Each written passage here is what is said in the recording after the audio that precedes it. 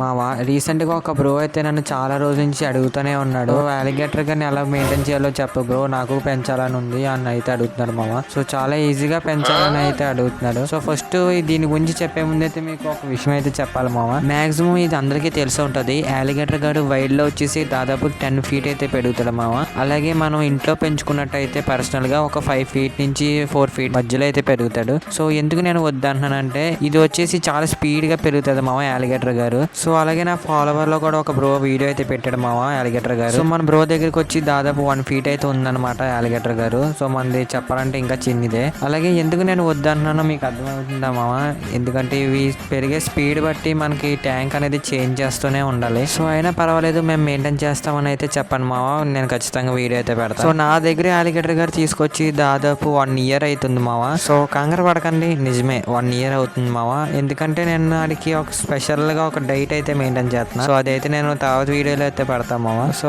ఇంకా ఎవరైతే వీడియోని చూస్తున్నారో వీడియోని అయితే లైక్ చేయండి, సో కామెంట్ అయితే చేయండి మామ. సో ఒక బ్రో అయితే అడుగుతానే ఉన్నాడు కాబట్టి నేను ఆ బ్రో కోసమైనా సరే ఖచ్చితంగా నేను నెక్స్ట్ దాని గురించి అయితే అప్డేట్ అయితే ఇస్తా. సో నాకు కొంచెం కాలేజ్ ఉండడం వల్ల నేను వీడియోస్ అనేది రోజుకి ఒకటైతే అప్లోడ్ చేయగలుగుతున్నాను మామ, కాబట్టి ఎవరైతే ఏమనుకోకండి.